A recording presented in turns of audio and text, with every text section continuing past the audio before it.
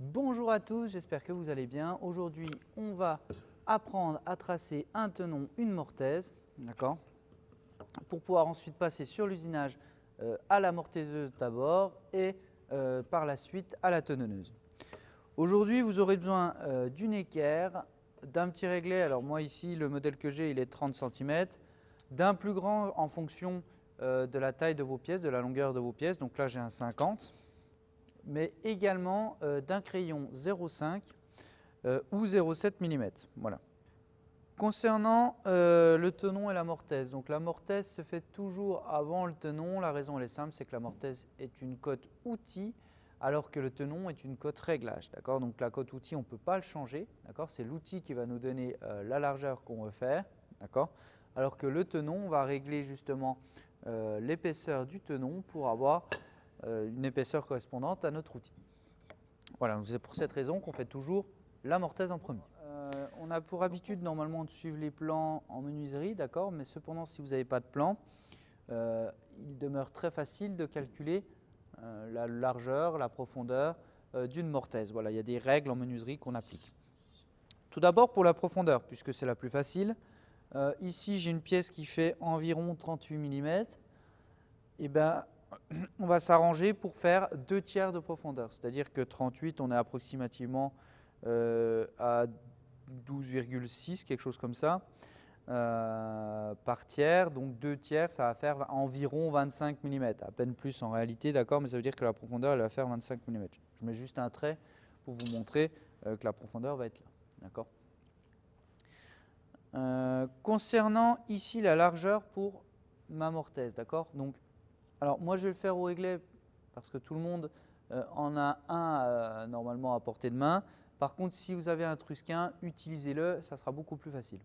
Ma pièce fait 20 mm de large et là encore je vais utiliser la méthode du tiers, d'accord, c'est-à-dire que je vais diviser ma pièce par 3, sauf que vous allez voir qu'il y a une petite nuance sur la largeur, c'est qu'on va utiliser l'outil. D'accord. Par exemple, ici ma pièce elle fait 20, d'accord, 20 mm de large. Si je divise par 3, j'obtiens environ 7 mm. Sauf que dans la menuiserie, une mortaise de 7 mm, on n'a pas l'outil. On va avoir un outil de 6, de 8, mais le 7, on ne l'a pas. En général, alors vous pouvez l'acheter, mais ça va vous coûter très cher. Donc, on va partir sur 8 au milieu. Donc, ça va faire 20 mm moins 8, 12. Et après, on va répartir les 12 mm des deux côtés. Ça veut dire que 12 divisé par 2, ça fait 6 mm. Donc ça veut dire qu'on aura 6 mm, au milieu 8 mm, et sur l'autre joue, on aura 6 mm. Vous voyez bien qu'au total, on aura bien 20 mm. En général, sur des petites sections comme ça, jusqu'à 22, 25, on va sur un outil de 8 au milieu. Par exemple, sur du 22, ça nous ferait 8 au milieu, 7 de chaque côté. Ce qui est plutôt pas mal. Ça s'entre bien. Donc là, c'est parti pour le traçage. Donc 20 mm, j'ai dit que je mettais 6 mm de ce côté-là, 6 mm de ce côté-là.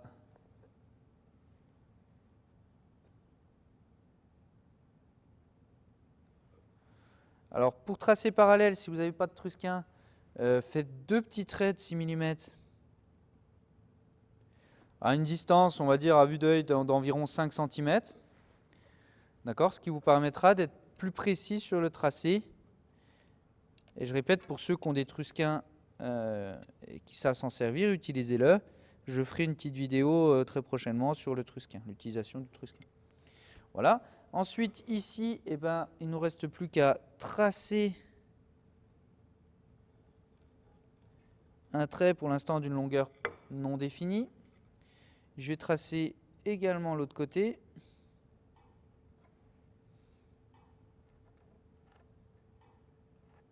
Voilà.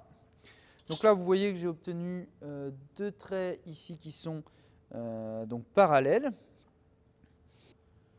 Alors là, pour mon épaulement, ma pièce, elle fait environ 38 mm. Ce qui fait que je vais faire un épaulement donc d'un tiers, ça aurait fait 12 et quelque chose. Là, on va mettre 10 mm, d'épaulement, Pourquoi? Parce que mon tenon n'est déjà pas bien large. Alors pareil, même méthode, si vous avez un trusquin, vous pouvez faire directement.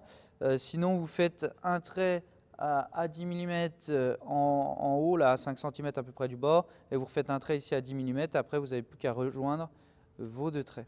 Alors, une petite remarque que je vois souvent sur le traçage, quand vous tracez, d'accord, tracez perpendiculairement votre trait à votre réglet. D'accord? Ne tracez jamais dans le même sens du réglet puisque vous n'allez pas lire correctement la cote. D'accord? Donc, si vous avez à tracer 10 mm, vous vous alignez sur le 10 mm et vous tracez un petit trait perpendiculairement. Et de cette manière, vous aurez un traçage précis. Donc, on a dit tout à l'heure que 2 tiers, on faisait 25 mm de profondeur. D'accord, mon tenon. Donc, je vais tracer à 25 mm. Et là, je vais simplement prendre mon équerre, d'accord. Alors l'équerre, pour la tenir, c'est très simple. Vous mettez un doigt ici qui maintienne avec votre pièce, d'accord, et vous faites un système de pince. Ce qui fait que vous pourrez aligner sur votre trait. Une fois que vous êtes sur votre trait, vous pouvez lâcher l'équerre et vous pouvez tracer avec la deuxième main. De cette même manière, vous pouvez transporter votre pièce avec une seule main, d'accord, pour pouvoir tracer.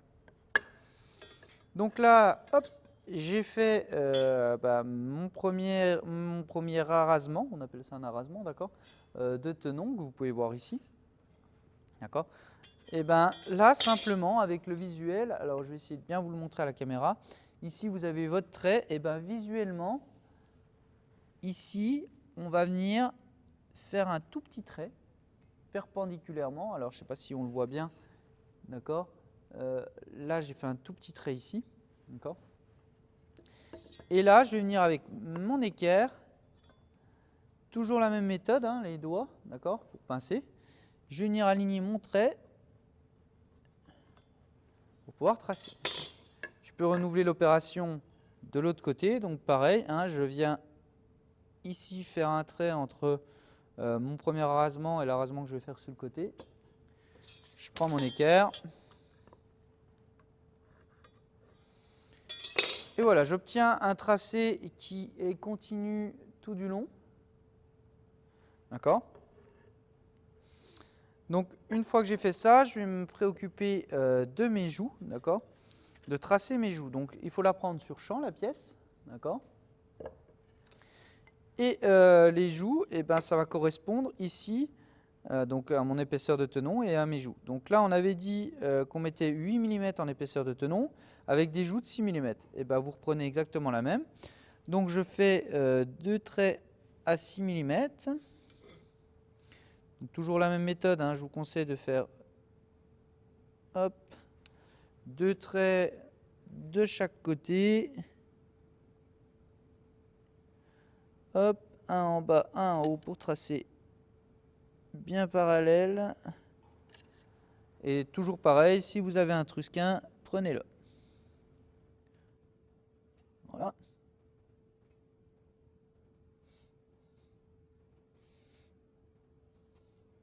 Et voilà. Ok, j'appuie bien le tracé pour que vous le voyez correctement.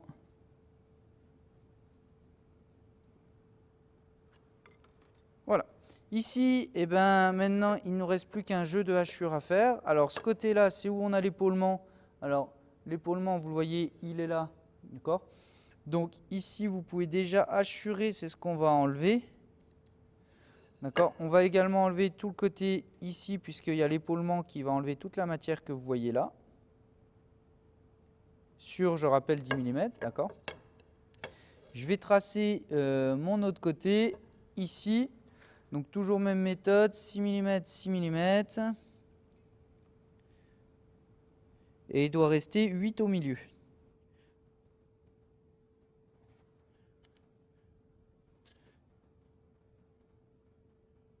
Mm.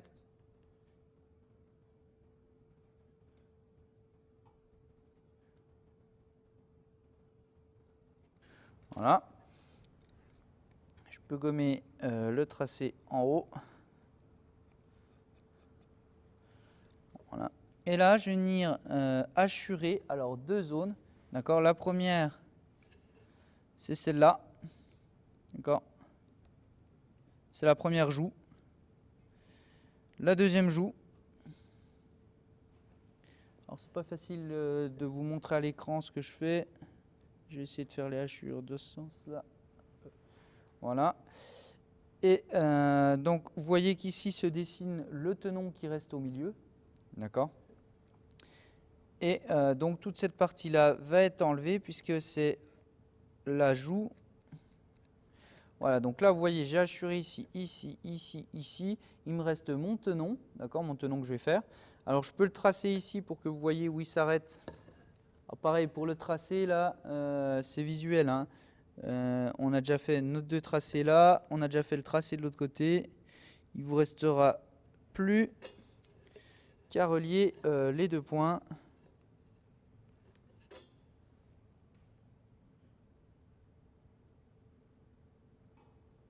Alors pour ceux qui ont le Trusquin, vous voyez tout de suite l'intérêt du Trusquin là-dessus, sur ce genre d'étape. Voilà. Et voilà.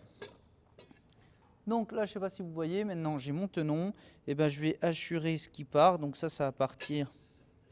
Alors je vais regarder jusqu'à où ça va partir. Hop. Ok, donc voilà, donc là vous voyez, j'ai fait mon épaulement, donc tout l'épaulement entier va partir. Quand je hachure, ça veut dire que la matière va disparaître. Ici, la matière, elle va disparaître ici aussi. Elle va disparaître en dessous aussi.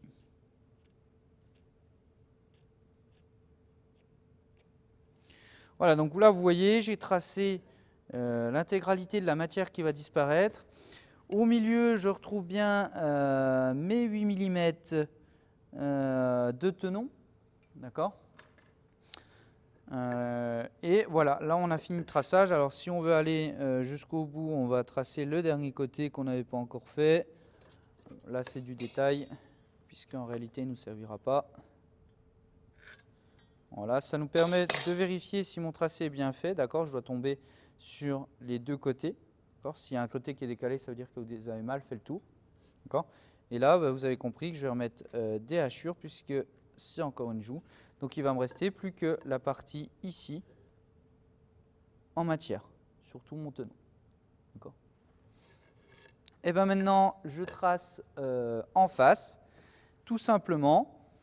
Donc vous vous souvenez qu'on avait mis 10 mm d'épaulement, donc ça c'est la matière qui ne va pas partir. Hop, je trace un petit trait à 10 mm, vous prenez l'équerre, vous tracez, d'accord. Donc ça c'est la matière qui reste ici, d'accord. Ensuite, j'ai un tenon qui fait 30 mm, d'accord. Donc ça veut dire que je vais mettre 30 mm, alors, un petit peu moins, 28 en réalité. Et la totalité doit faire la largeur de la pièce. C'est-à-dire que quand vous partez du bout là jusqu'au bout, ça doit faire 38 mm pour que la pièce puisse rentrer dedans. Donc j'ai tracé mon petit trait hop, à 38. Vous faites un deuxième trait. Et là, vous voyez que tout naturellement, vous avez la mortaise qui apparaît avec l'espace ici pour l'épaulement. C'est une partie qui ne va pas être usinée ici. Et comme tout à l'heure, tout ce que j'usine, je vais hachurer. Alors pareil, je vais essayer de faire les hachures pour que le voyez à la caméra. Voilà. Hop.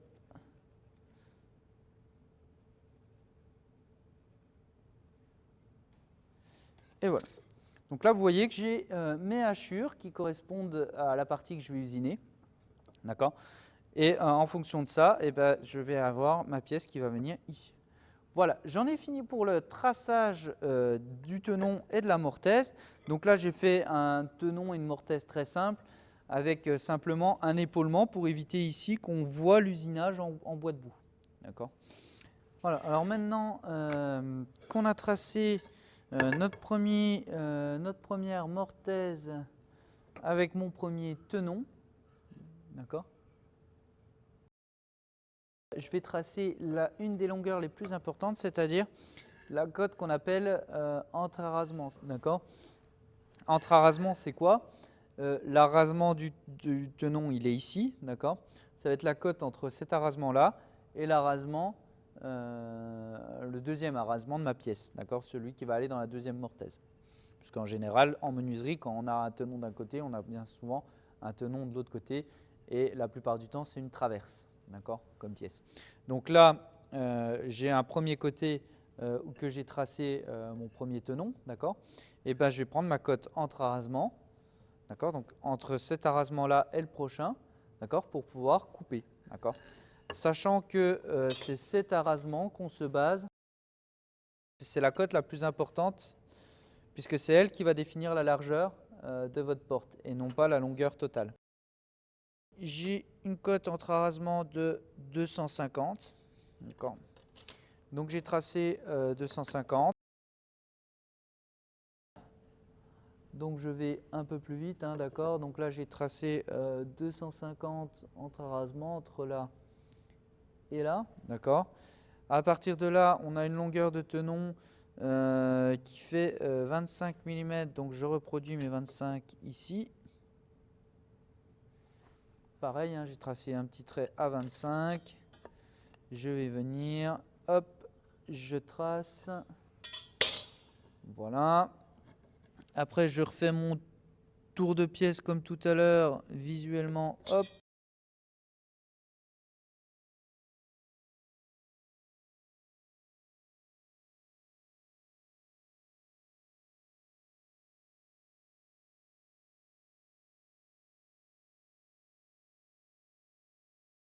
Donc j'arrive bien à faire le tour sans décalage tout du long, d'accord? Donc ça veut dire que je ne me suis pas trompé.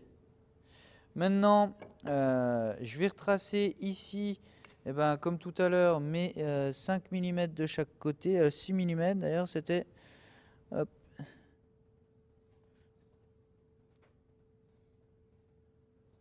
Voilà. Voilà. Je peux déjà assurer, puisque ici on est du côté épaulement, donc on peut tout assurer.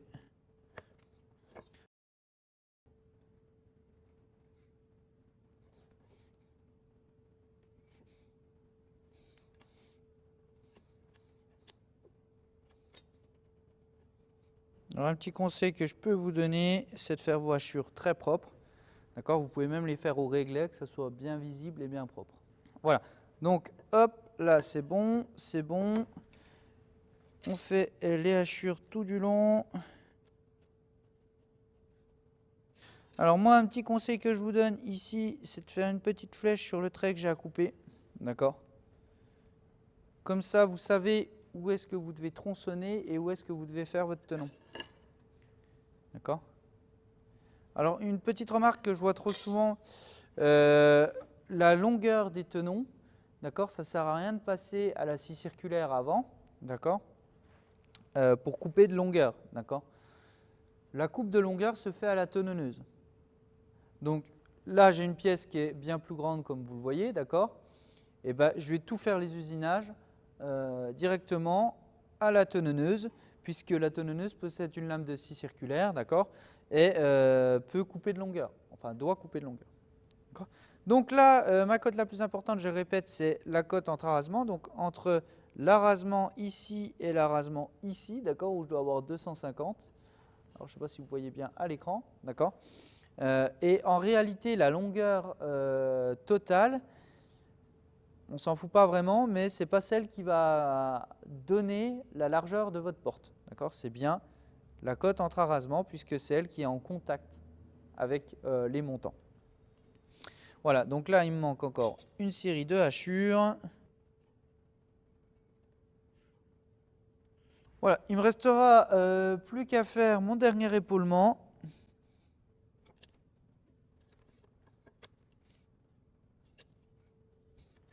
Voilà, donc de toute façon, je le trace, mais ça va être coupé alors de la tenonneuse et il va falloir reprendre. Puisque l'épaulement ici, d'accord, on ne pourra pas le passer directement sur la tenonneuse, puisque la tenonneuse est réglée à plat comme ça, d'accord. Donc sur le parement. Ça veut dire qu'on va devoir faire une deuxième opération pour couper ici mon épaulement. Donc là, je viens de finir la totalité de ma pièce, d'accord. Donc je vous la montre à l'écran pour que vous voyez exactement ce que ça donne, d'accord. Donc vous voyez que toute ma pièce ici est faite Alors, une petite astuce que je vous donne, une fois que vous avez tracé votre première pièce, si vous avez plusieurs pièces à faire, il vous suffit de mettre un serre-joint ici, d'accord, d'en avoir un deuxième à portée de main, vous allez comprendre pourquoi. Et de cette manière-là, vous allez pouvoir directement faire le traçage sur toutes vos pièces, d'accord?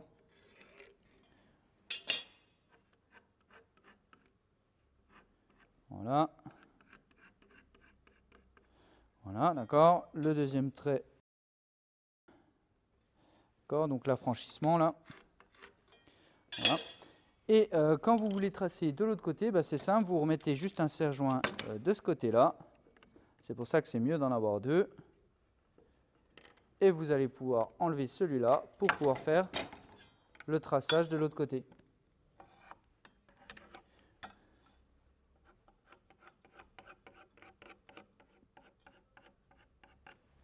Voilà.